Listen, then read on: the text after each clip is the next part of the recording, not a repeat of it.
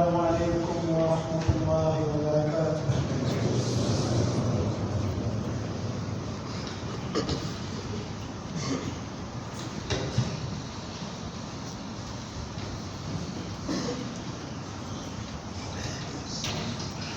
الله أكبر الله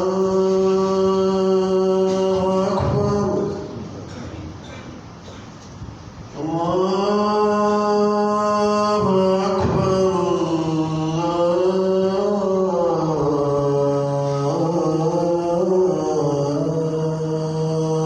أكبر أشهد أن لا إله إلا الله أشهد أن لا إله إلا الله أشهد أن محمدا رسول الله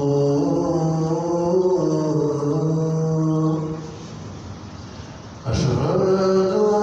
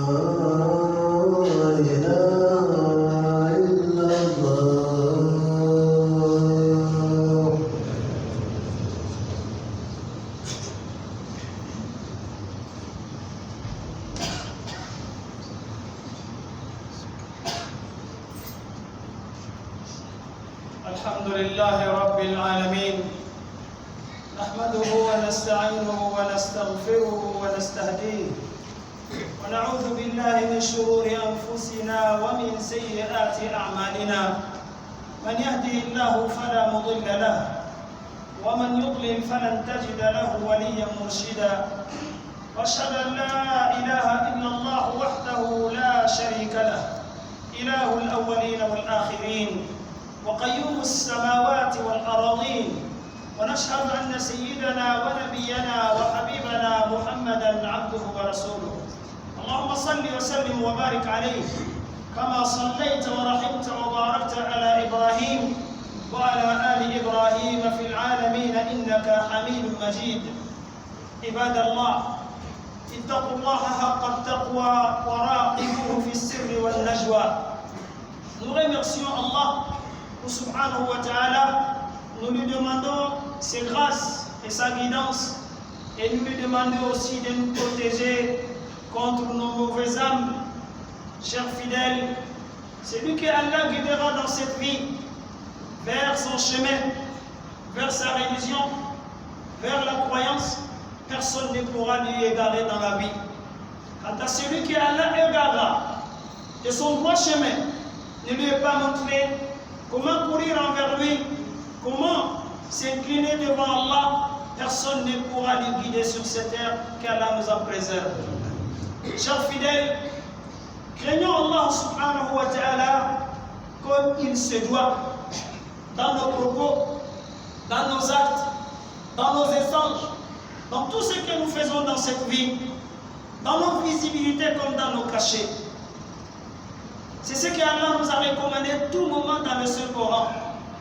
Le prophète a fait toute sa vie en enseignant la crainte aux gens, comment retourner envers Allah subhanahu wa ta'ala.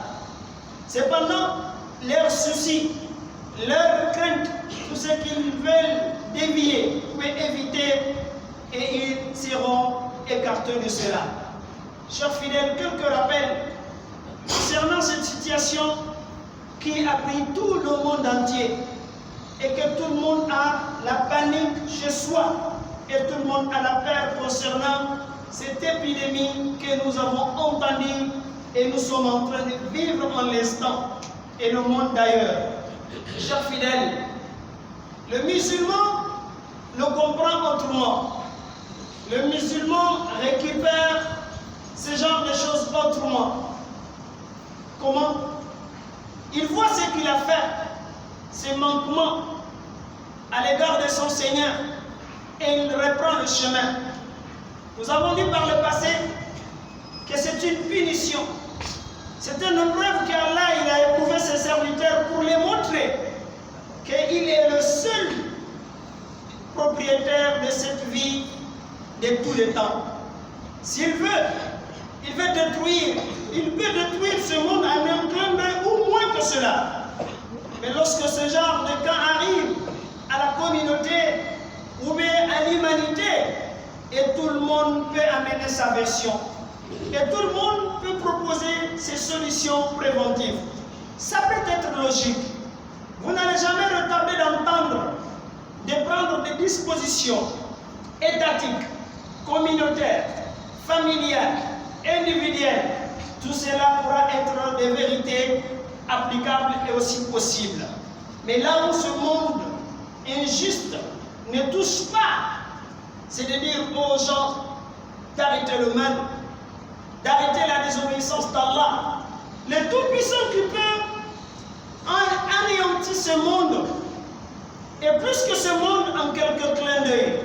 C'est comme ça le musulman, il le récupère. Il regarde, il médite. Tout ce mal, ou bien tout ce monde qui nous attend, que nous avons peur, nous voulons éviter, c'est peut-être que nos manquements qui ont causé à cela. Allah, il a dit, tout ce qui vous arrive comme souci, comme épreuve, comme mal, c'est par rapport à ce que vos mains ont commis, comme péché, comme abandon, comme association et comme rupture des liens familiaux un peu partout. Mais Allah est très clément, Allah est très généreux. Mais sa générosité, il pardonne beaucoup de bêtises, beaucoup de maux, beaucoup de mal que vous faites, mais il ne vous prend pas en compte. Chers fidèles, le monde, l'OMS, les États, les institutions, les départements, tout le monde peut donner des listes de solutions préventives aux gens d'appliquer, mais la solution d'Allah serait toujours le meilleur, c'est que les gens doivent retourner à l'obéissance. Les gens doivent retourner à la croyance en Allah. Les gens doivent cesser à faire du mal. Les gens doivent adorer Allah subhanahu wa ta'ala. Ce que les gens ont négligé comme invocation, face à ce genre de situation, ils peuvent le reprendre le chemin à nouveau ou le renouveler et dans leur vie. C'est ce que nous tirons dans ce genre de cas. Il y a une histoire dans le Saint-Coran qu'Allah il nous enseigne par le mot exact concernant une histoire qui est passée entre un messager et son peuple et sa communauté, qui s'appelait Qawm Yunus. Yunus alayhi salam. Ça c'était un grand messager de l'histoire. Et il a fait naturellement sa mission, qui était d'appeler les gens d'adorer Allah seul, de s'éloigner de l'associalisme et de l'association dans toutes ses formes, également de l'injustice et des péchés.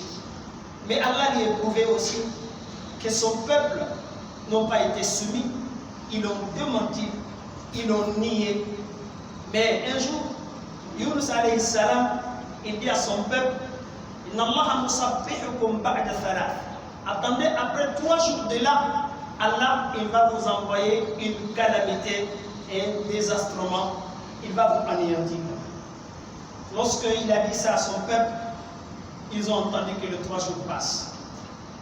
Le 3e jour, à la veille de la 3e jour, les sages, ceux qui sont un peu sages de ce peuple, ils ont dit Ma jarrabna alayhi kadiban qat. Nous n'avons jamais remarqué ce monsieur comme un menteur. Mais ils ont dit à la 3e jour, regardez dans les couloirs, dans le quartier et dans l'habitation. Si Yunus est entre vous, sachez que ce qu'il a dit, c'est de rien du tout, rien ne vous arrivera. Mais si vous ne le retrouvez pas, sachez que ce qu'il a dit sera vrai. Allah va vous envoyer une calamité, il va vous détruire. Effectivement, ils se sont levés. Ils ont allé chercher généralement là où ils trouvent Yunus alayhi salam. Mais malheureusement, dans la nuit du 3e jour, Yunus alayhi salam, il s'est précipité, il est sorti de la ville et il est parti. Ce peuple-là qui attendait, ils ont cru à cette fois-ci que la blague est terminée. Le patron en a décidé. Ils ont dit, ce qu'il a dit est totalement vrai, ça va arriver. Au grand matin, dès que les 3 jours sont épuisés, à 4e jour, lorsque chacun sortait de chez lui, ils ont vu une grosse nuage et qui a couvert toute la ville et qui était plein de panique et de menaces. Ils ont dit que voilà ce que Yunus alayhi salam, il nous a dit et en feront arriver. Rapidement, sans rien plus tarder, ils se sont levés tous en même temps, comme un seul homme. Ils ont pris leurs femmes, leurs enfants, leurs bétail, tout ce qui leur concerne, et leurs serveurs et tout le monde. Et ils ont sorti en dehors de la ville. Ils ont allé implorer Allah. Ils ont allé réclamer, pour manifester, acclamer leur repentance et leur soumission et leur croyance. Ils ont tous crié en même temps. Ils ont même fait des doléances. Ils ont dit à Dieu, ils étaient sincères aussi dans cette foi. Ce n'était pas si ça passe, on va revenir. Non, c'était pour une fois bon pour tous. Mais ils ont fait la doléance aussi sur cette croyance. Ils n'ont pas laissé les bras croisés. Ils ne sont pas restés seulement avec la croyance. Et ils ont dit, oh Seigneur, nous t'implorons de nous pardonner, de nous tolérer. Seigneur, fais de nous ce que tu es digne pour. Il n'y a pas plus généreux qu'Allah. Il n'y a pas plus clément que lui. Allah, fais de nous ce que tu es digne pour le faire, qui est le pardon, qui est la clémence, qui est la tolérance, etc. Mais ne fais pas de nous en ce que nous sommes, des fautifs et des pécheurs, etc. Lorsqu'ils ont proposé cette défaillance, ils ont demandé à Allah, et Allah, la nuage qui a couvert la ville, etc., appartient à Allah. Et Allah, dans son miracle, il a fait que les nuages se sont dispersés et ils ont échappé à ce grand drame. Donc c'est là où la communauté internationale n'en touche pas.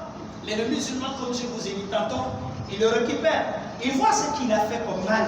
Il voit ce qu'il a sémé comme péché. Mais en même temps, il ne se désespère jamais. Il demande à Allah subhanahu wa ta'ala. Il retourne envers lui et lui demande pardon. Comme ce que Nuh alayhi salam, il a dit à son peuple. Malgré ces temps que vous avez fait dans la désobéissance, je leur dis de pardonner, de demander pardon à leur Seigneur. C'est un grand pardonneur. يرسل السماء عليكم مدرارا ويمددكم بأموال وبنين ويجعل لكم جنات ويجعل لكم أنهارا ما لكم لا ترجون لله وقارا. Chers fidèles, face à cette situation qui préoccupe tout le monde, oui, on peut toujours appliquer les consignes qui ont été données par des départements, par OMS, parce que c'est dans l'ensemble, c'est applicable. Mais la chose que nous, musulmans, nous avons besoin d'ajouter, c'est que nous devons demander beaucoup à Allah de nous pardonner nos péchés, de retourner envers lui, de nous repentir et pour arrêter tout mal que nous avons maintenant l'habitude de l'exercer. Si on le fait, Allah, le bien et le mal, tout lui appartient. Il envoie à celui qu'il veut et il le retire aussi de celui qu'il veut.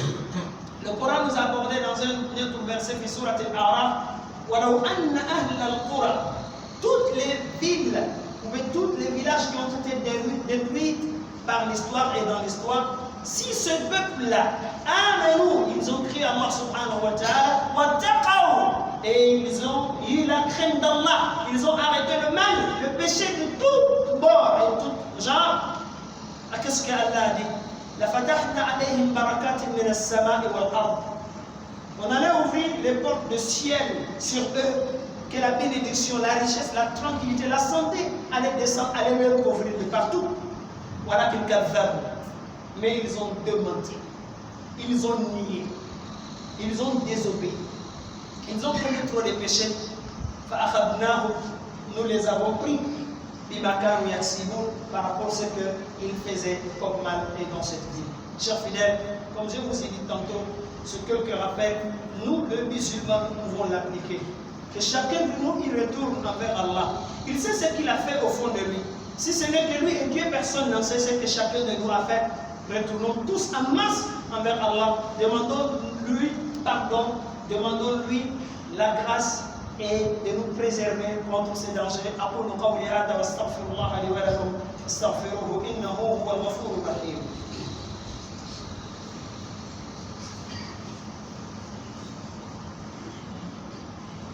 الحمد لله رب العالمين والصلاة والسلام على أشرف الأنبياء والمرسلين. يقول العزيز في محكم كتابه وتزودوا فإن خير الزاد التقوى.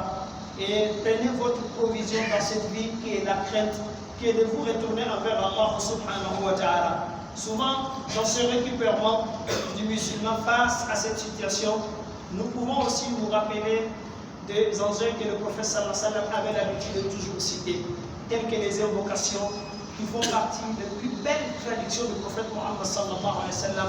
Mais souvent, il arrive que nous l'oublions complètement, car il a été consigné par lui sallallahu alayhi wa sallam. Des invocations que nous avons négligées. Mais ce genre de situation arrive pour que désormais nous reprenons le chemin. Bismillah, alladhi la yadurru ma'a ismihi shay'un fil ardi wala fis samai wa huwa as-sami'ul alim. Le prophète sallallahu alayhi wa sallam, il a dit, personne ne peut citer cette invocation 3 fois le matin et 3 fois le soir sans que Allah va lui préserver de ce qu'il a peur et Allah va lui sauver aussi de ce qu'il a de soucis et de l'angoisse. A'udhu bi kalimatillahi tammati min sharri ma khalaq. Je demande protection auprès d'Allah contre les mauvaises choses qu'il a créées. Donc ces choses arrivent, chers fidèles, pour que nous réactivons, que nous l'appliquons. Cette sunna abandonnée par le plus grand nombre de musulmans qui se soient aussi prononcés de nouveau et surtout basés sur les croyances. Et aussi autre chose, al-mu'awwizatayn. Qul a'udhu bi rabbil falaq, qul a'udhu bi rabbin nas. Demandons-nous tous la réalité. Combien de personnes le matin et le soir il incite ce genre de protection qu'Allah subhanahu wa ta'ala et nous l'a donné gratuitement dans le Saint-Coran.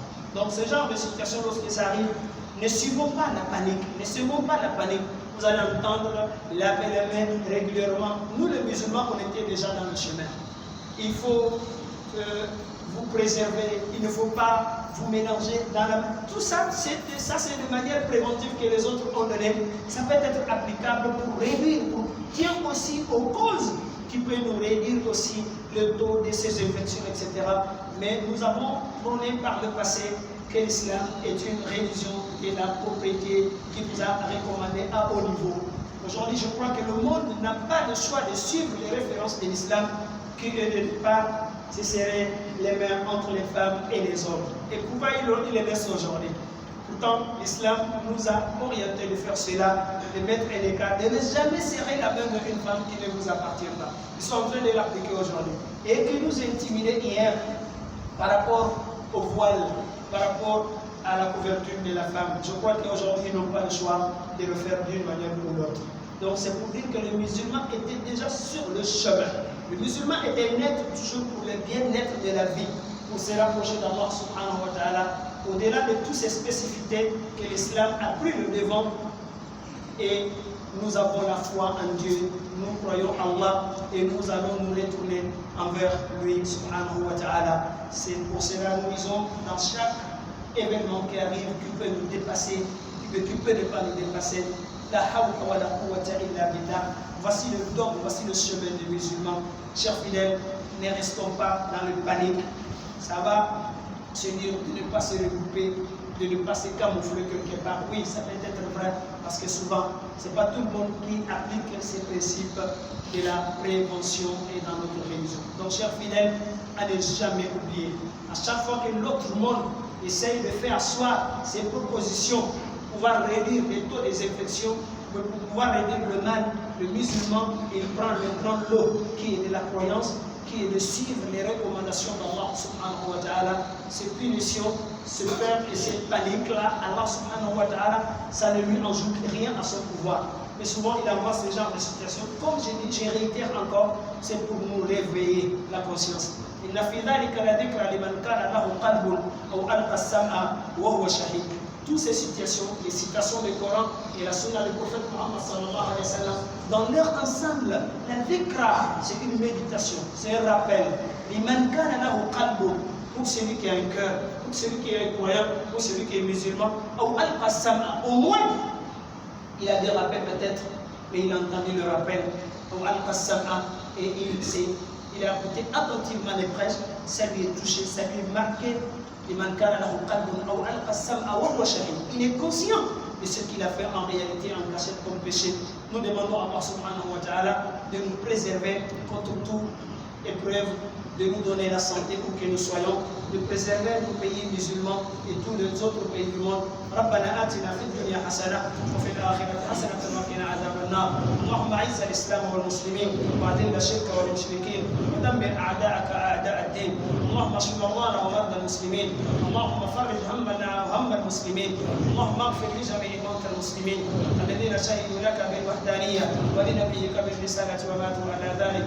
وارحمنا اللهم برحمتك إذا صرنا إلى ما صاروا إليه برحمتك يا أرحم الراحمين. سبحان ربك رب العزة عما يصفون وسلام على المرسلين والحمد لله رب العالمين.